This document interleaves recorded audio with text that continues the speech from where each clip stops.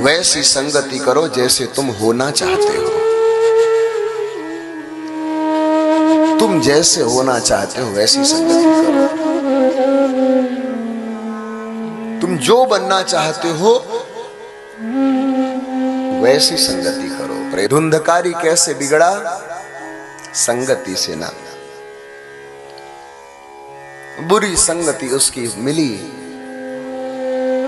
और बुरी संगति की वजह से बुरे आचरण उसके जीवन में आ गए। जब जीवन में बुरे आचरण आ जाते हैं तो बुरे विचार अपने आप आ जाते हैं। हाँ?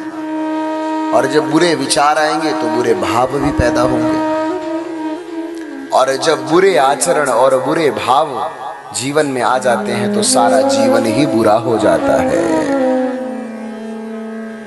तो अगर आपको तत्व दर्शन यानी भगवत प्राप्ति करनी है, अगर आपको भगवान को देखना है, अगर सच में आप भगवान से मिलना चाहते हैं तो पहला काम करना पड़ेगा क्या? आपको एक त्याग करना पड़ेगा। एक चीज से वैराग्य लेना होगा। क्या?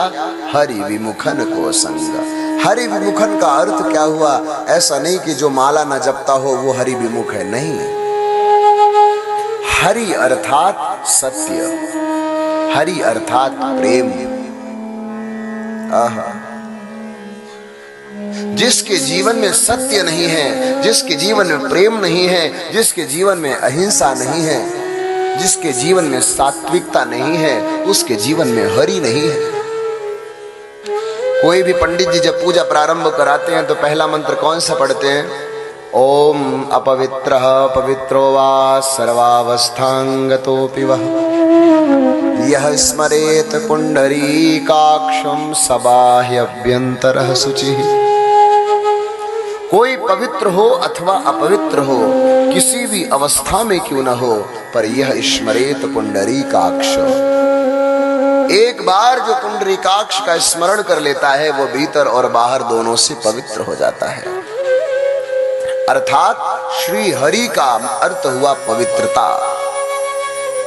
जिसका मन पवित्र है, जिसके विचार पवित्र हैं, जिसके भाव पवित्र हैं, जिसके आचरण पवित्र हैं, ऐसे पवित्र लोगों की संगति करने से आप भी पवित्र हो जाओगे। और जिसका मन अपवित्र है, जिसके विचार अपवित्र है, जिसके भाव अपवित्र हैं, जिसके व्यवहार अपवित्र हैं, जो नेगेटिव सोचता है, निगेटिव बोलता है, निगेटिव करता है और